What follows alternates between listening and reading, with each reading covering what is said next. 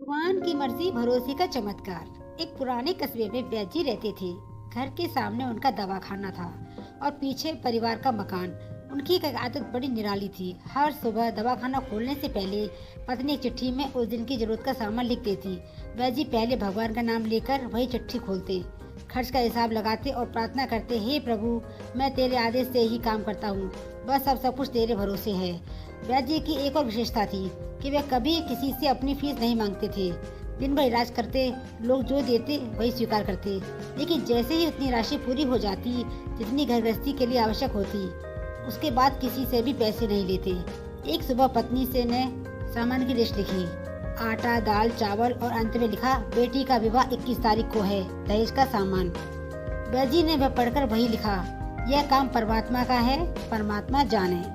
थोड़ी देर बाद एक बड़ी कार आकर रुकी। उसमें से सूट बूट पहने एक सज्जन उतरे और बैजी को नमस्ते किया। उन्होंने अपना परिचय दिया, मैं श्यामलाल हूँ, 12 साल पहले यहाँ आया था। उस समय आपसे औलाद के लिए दवा ली थी। आपकी बातें और आपकी दी हुई औषधि ही हमारे जीवन की सबसे बड़ी बरकत बनी।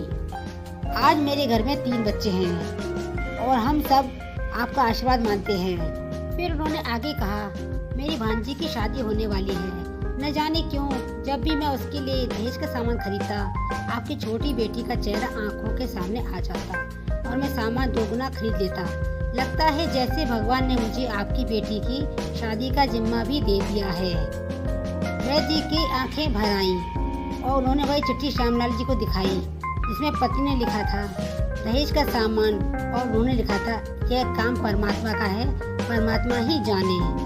सभी लोग यह देखकर स्तब्ध रह गए।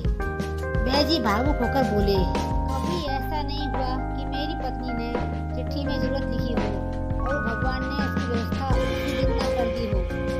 आज फिर प्रभु ने दिखा दिया कि उसका लेखा जोखा कितना अद्भुत है।